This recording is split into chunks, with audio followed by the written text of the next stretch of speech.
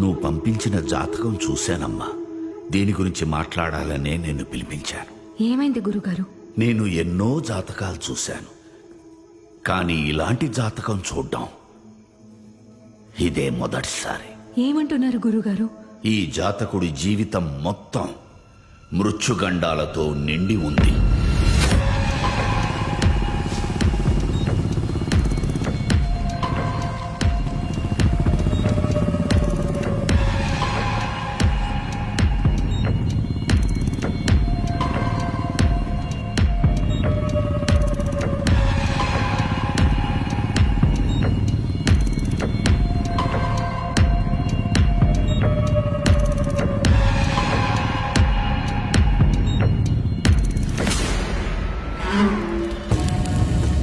ఓం కాళియే నమః.